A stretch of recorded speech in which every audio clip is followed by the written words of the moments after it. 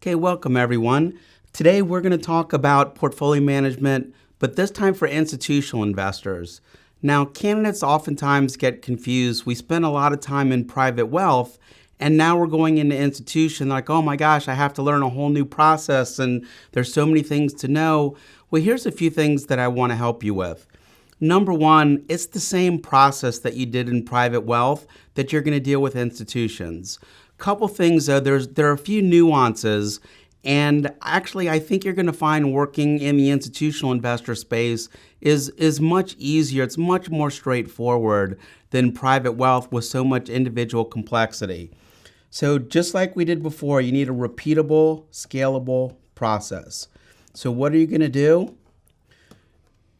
Every time you go into private wealth or institutional investors, I want you to identify what is happening in the case and pull out those key points. So we're going to look for time horizon, the first T. Then we're going to look at taxes, the second T. Then we're going to look at liquidity. Then we're going to look at any legal issues, any unique issues. We're going to go into the objectives. We're going to get into the risk. And then we're going to get into the return. So remember, TTLLURR, we are looking for these categories, or be it parameters. We want to be able to go through and identify these things as we go through the case so you can pull out the relevant facts. Again, as you go through a lot of these practice problems, you're going to see there's so many facts that you don't really need. They're kind of throwing you off a little bit. So being a professional, you got to pull out the facts that you need, and you've got to focus on what the question is asking you. And the only way you're going to get better at this is practice. So what's really the big difference between private wealth management and institutional investors? Well, the biggest thing I want you to think about is the first R, risk. So when we're dealing with risk in the private wealth, we have ability to bear risk and willingness to bear risk. And we have to consider both of those in private wealth. In institutions, you know what? Willingness to bear risk really isn't pertinent for most situations. You know, a very small, minute maybe, but for the most part, I think it's easier just to consider willingness to bear risk isn't really applicable for institutional investors because institutions don't have feelings. And remember, these have boards and governance and a lot of sophisticated investors and sophisticated folks working in this firm or this institution. So at the end of the day, willingness to bear risk, it's not an issue that we need to focus on. So you want to focus on this ability to bear risk. And again, going back to previous information with private wealth, it's the same thing. What determines ability? It's primarily determined by your time horizon and that liquidity. So if you need a lot of money and you need it soon, well, then your ability to bear risk is going to be below average. So again, that's how I want you to approach this. I want you to think about what factors are impacting your ability to bear risk. And then I want you to be familiar with the different types of institutional investors, from a 30,000-foot overview, and it'll help you just keep everything in perspective. Okay, so let's go ahead and begin. Okay, so again, just like the IPS for individuals, the issue is going to be preparing and using an appropriate investment policy statement. And the objectives and risks and constraints still apply, but there are differences between individuals and institutions. And again, we've talked about this a little bit, but institutions seem to be more straightforward. Their goals are not constantly changing like individuals at different periods in their life. So they tend to be more straightforward, and it would be really beneficial for you to understand the generalities of the certain institutional investors. It'll help you as you're pulling out the relevant information. So what's the secret? Well, there is no magic bullet here. You just got to work a lot of problems. And I'm talking about, I would love to see 10 morning constructive response exams, mock exams that you take. You just simply cannot work these problems enough. So the key to scoring well on this exam is you've got to understand What are the institutions trying to achieve? What is their goal? And which risk considerations and constraints apply? So just like we talked about before, this is constrained optimization. There's always some constraint that we have to work around. So your job is pulling out, hey, the institution wants to do this, but can they? Just like before in private wealth, if someone wants to retire with $1 million a year, is that even feasible? Is that possible? Okay, so again, don't confuse the process. It's the same process. You just have to go through methodically. You need a repeatable, scalable process. And remember, in private wealth, it's the same thing in institutions. You've got to answer as many questions as you can and score as many points as you can in order to pass this exam. So again, I'd like you to practice banking time. And we talked about that a little bit in private wealth. So banking time basically means, okay, it's a 25-minute question. It's 9 o'clock. I'm going to finish this up by 9:25. Then I'm moving on to the next question. Or if you don't like that method, use the half skip. So what is that? Hey, it's a 20-minute question. Can I answer this in 10 minutes? No. Okay, well then move on to the next one. Because it doesn't make sense to waste 20 minutes on a problem that you have no idea how to answer. So again, if Einstein were alive today, he could statistically prove to you that CFA time is faster than real time. When you get in that exam, I don't know what it is, but many candidates in the first 2 hours, they only get to about 4 questions out of maybe 10. And what happens, you just don't have enough time to do well and pass the exam. So you've got to practice your time management skills. And again, practice, practice, practice. And in order to see any processes or make sense of any of this, you got to work enough of these to see the similarities. I promise you, you go back and look at these exams and you're going to find, wow, they ask the same question, it seems like almost every time. And they do. And they're very similar. And there's certain topics, especially in institutions, that they tend to cover more heavily on the exams. In other areas, hey, it's nice to know this, but it hasn't been tested or it's very unlikely to be tested. So we'll talk about that as well. Okay, so first thing I need you to think about and get familiar, you need to know the types of these institutions or these institutional investors. So we've got defined benefit and defined contribution plans. This is no excuse. You've got to know defined benefit plans. You have to be comfortable with them. Pretty much almost every test that I've seen has had a question about defined benefit plans. Now, defined contribution plans. Here's the reality. Defined benefit plans are going away. Defined contribution plans are growing. But there's very little risk to a firm for having a defined contribution plan. Once they make that matching contribution, there's no more liability. The risk for the employer is in that defined benefit plan. So you need to understand defined benefit. And when you see defined benefit, the first thing that I'd like you to get in the habit of, I want you to find out if it's fully funded. So the present value of the assets minus the present value of the liabilities. If this is not fully funded, it's going to impact the ability to bear risk. And that's the issue that I want you to think about. So focus on defined benefits, no excuses. You have to know this for the exam. And it would be great if they asked you a question on defined contribution, but there's not much they can ask. Once they make that contribution, there's nothing more for them to do. Okay, so again, defined benefit plan, no excuses. I'm pretty sure it'll be on the exam. You got to be familiar with this. Sovereign wealth funds. This is a new topic. So with sovereign wealth funds, here's what I want you to think about. There are a lot of definitions in sovereign wealth reading. There's a lot of different types of sovereign wealth funds. I'd like you to get familiar with these different types, and we're going to spend some time today with this. The Kaplan notes, I think, are fantastic. They take the CFA material from the Institute, and they really break it down into key things that you should be focusing on.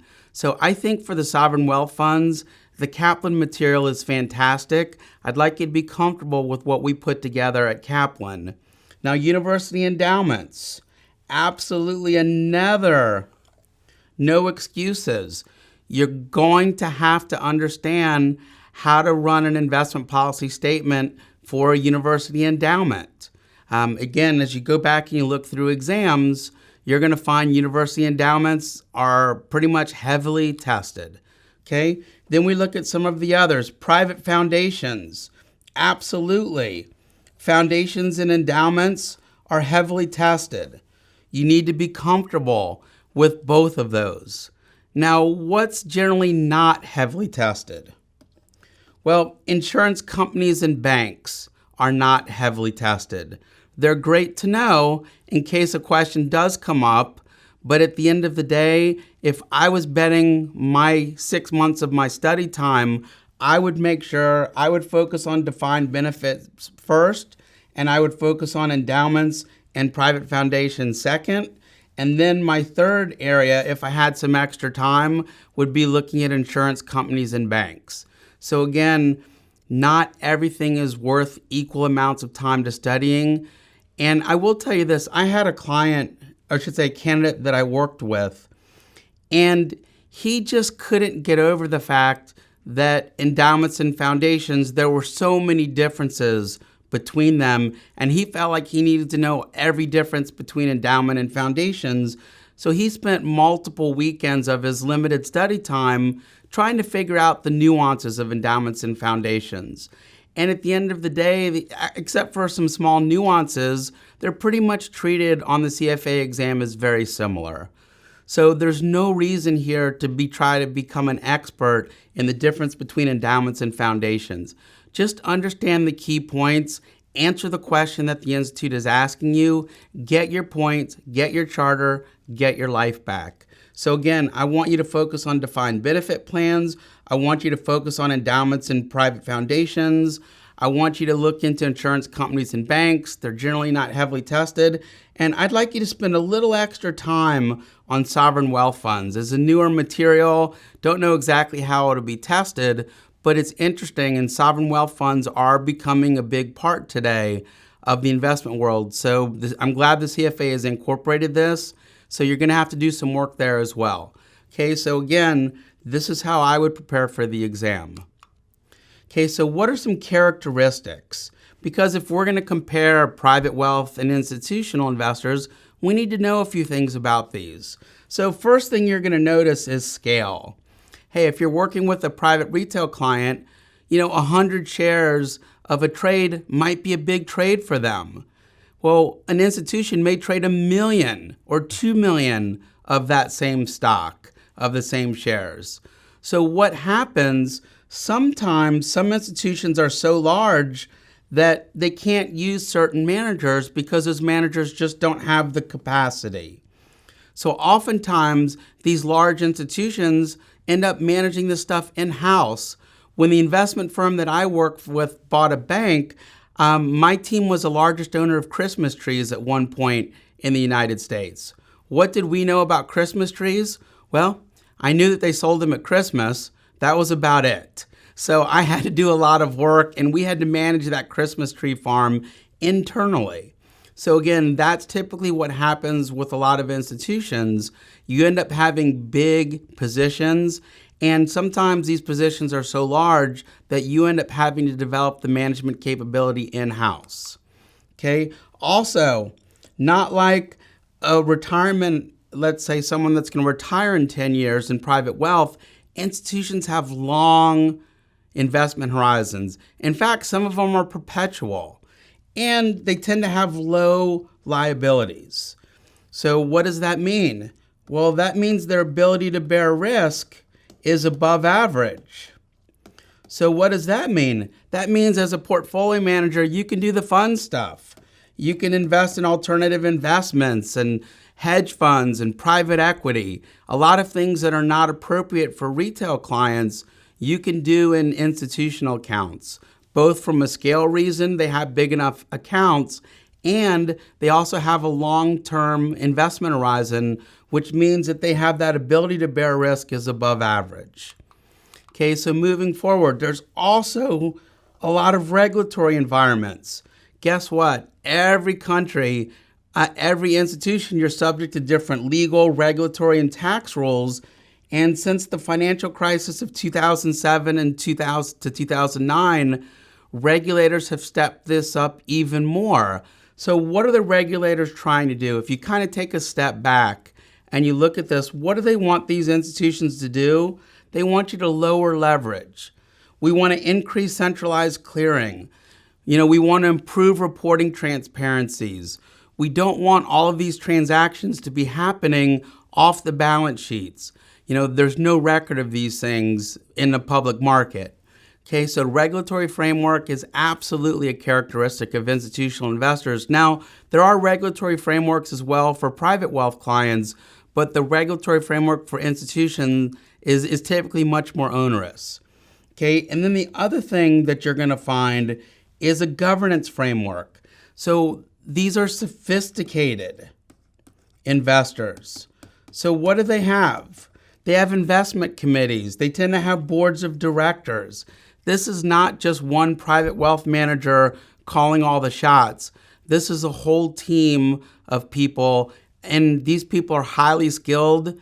And quite honestly, I think this is really where your CFA shines. This is where CFAs rule.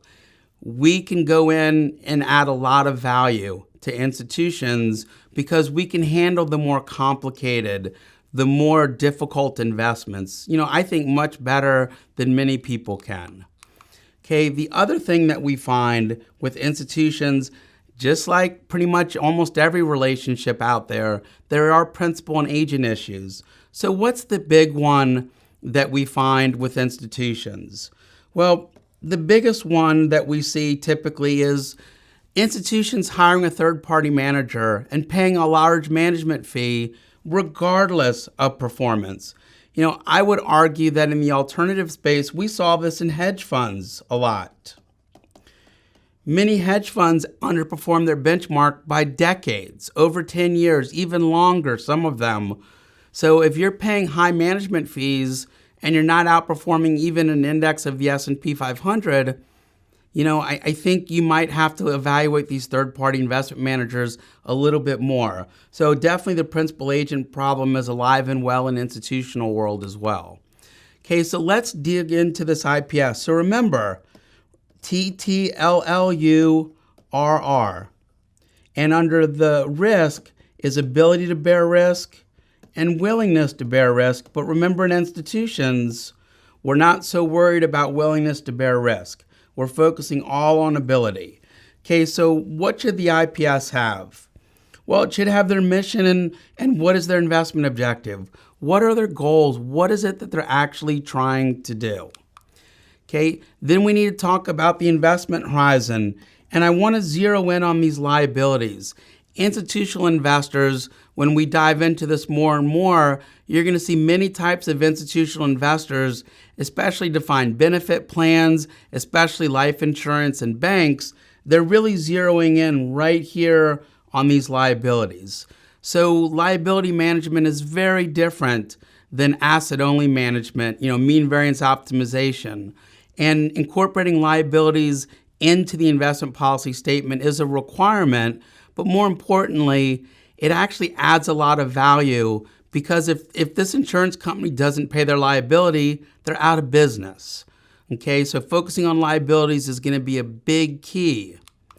Okay, the other thing, there are many external constraints that impact institutional investors. So we've got to talk about legal. Hey, there are typically more complicated legal issues. There are more regulations. There might be tax and accounting issues. So again, you are not an expert as a legal advisor or taxes or accounting. So you're going to have to seek qualified help, and that's why you typically have much more sophisticated investment teams that are dealing with this.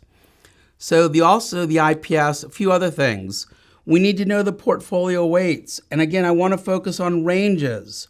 And I also want to focus on appropriate benchmarks. How do you know if you're doing well if you don't have a benchmark? And what you're going to find when we get into the alternative investment space, benchmarking alternative investments can be extremely complicated, maybe even impossible with some of them. So we've got to make sure that we're attempting to define this and make sure that it's clear to you. Okay, you also need a rebalancing policy. For the last 10 years, equities have done well. Well, that means the portfolio most likely would be highly weighted towards equities, and you're not going to be making suitable investments if you get outside a reasonable range. So you're going to have to state that rebalancing policy. And then reporting requirements. In the institutional space, myself, I used to have to give presentations to investment committees all of the time. The reporting requirements were onerous. It took a lot of time, sometimes a week, to prepare for a meeting. So the reporting requirements in institutional space, a huge part and a huge component and absolutely critical. Okay, so let's dive into this. Just like any investment policy statement, even in private wealth, it should be reviewed at least annually, and you need to make revisions if there's any material changes. Anything that affects you as a portfolio manager that prevents you from doing the job that you need, you're going to have to revise these investment policy statements. So they should be reviewed at least annually.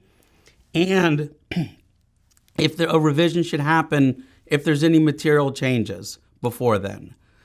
Okay, now, this is what I was talking about, understanding the basics and kind of looking at this from a 30,000-foot level. The exam question is going to be very detailed on what you need to know and what you need to focus on, but we're trying to help you gain some of that experience that you'll get from visiting multiple exams and practice exams and diving into the material. So with these institutions, we've noticed 4 models have evolved in regards to asset allocation.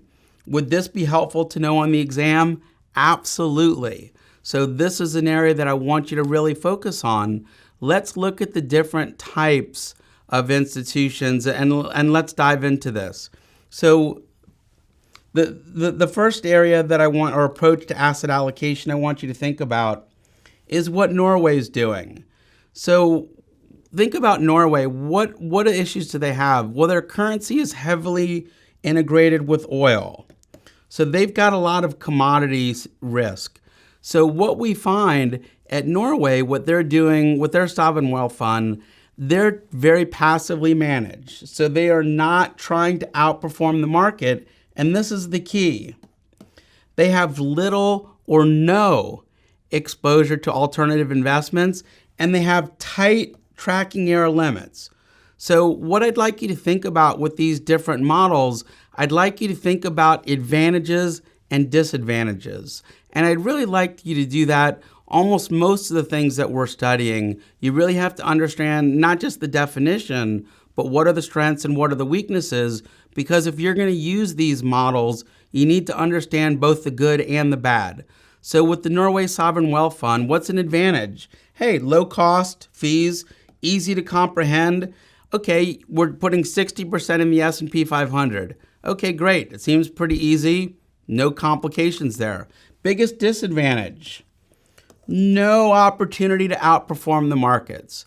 So if you've got an institution that wants to earn excess return and they want to outperform the markets, this is not the model that you're going to be using. Okay, but if you're looking for basically a low cost, easy to understand model with little alternative exposure, this is where you want to be thinking about. So let's look at the Yale endowment model. What makes this model unique? Well, I want to bring your attention to the high allocation to alternative investments. That's really the key here. So what might they own? They might own a gold mine. Like for my team, we manage a Christmas tree farm. They have all sorts of alternative investments, and they have the scale and the expertise to do this. There is significant active management, and they often invite outside managers to help them. So what are some advantages? Well, the biggest one, there is potential. Now, we're not saying they will outperform. If you'd looked at a lot of these endowments, a lot of them haven't done so well the last few years. So they have the potential to outperform the market. It doesn't mean they will. What's the disadvantage? I think the biggest disadvantage, or at least one of them, it's very hard for smaller endowments to try to replicate the Yale model. And the reason being is they just don't have the expertise, they don't have the bandwidth, and there are exorbitant costs and fees to do this. And then there's also capacity issues. So again, what's the advantage? Potential for outperformance, high allocation to alternative, significant active management. But it's very difficult for smaller endowments to follow this model. It's something I think is really important that you should know. The Canada Pension Plan. Okay, here's another model. What makes this model interesting? Right here. High allocation to alternative investments. Just like the Yale Endowment model. And they're typically managed internally, and they have significant active management. Now, what's interesting also about the pension fund, they use a reference portfolio of public assets as a benchmark. So even though they have a lot of alternatives, they're making a benchmark a little bit more transparent, and it's a little easier to figure out if you outperformed or underperformed this passive public benchmark. So what are some advantages? Again, just like the Yale Endowment model, they have the potential to outperform the markets. Doesn't mean they will, but they can. Remember, in the Norway model, there's no potential. Okay, what's a disadvantage? Expensive, just like the Yale model, and difficult to maintain. So again, I think these slides that we put together are so important because they give you an understanding of these different models, and you can focus in on the strengths and weaknesses. Now, liability driven. This is becoming more and more important in the institutional space. So what are you typically doing? Most of the time, you're maximizing that expected surplus. Remember, assets minus liabilities is surplus. Okay, so you're trying to maximize that. Or maybe you're trying to manage volatility. So again, liability, you're focusing on the liability. It's not asset only where you're just using mean variance optimization, trying to maximize that portfolio. Now you're just trying to make sure your number one goal, can you pay that liability when it comes due? So what are some advantages? Hey, it easily recognizes the liabilities as part of the investment process. What's some disadvantages? Well, unfortunately, certain risks or liabilities, for example, longevity, they're extremely difficult to hedge. So even though you can identify a liability, it doesn't mean necessarily it's so easy to do something about it. Okay, so the IPS of different institutional types. Well, we want to give you a general outline that's going to help you when you look at institutions. So again, 30,000 foot level, we're not saying this is every single institution, and you have to read the question on the exam. But again, understanding the different types and sort of the general outline will just help you gain a better practitioner-based understanding of what's happening. So I want to see the main features or the mission of the institution. I want to talk about the stakeholders. Hey, who's impacted if this thing blows up or if we don't do a good job? Some other things that I want to see. I want to see liabilities and investment horizon. I want to see your liquidity needs. I want to see your external constraints. I want to see any investment objectives and your asset allocation. So again, very similar to private wealth.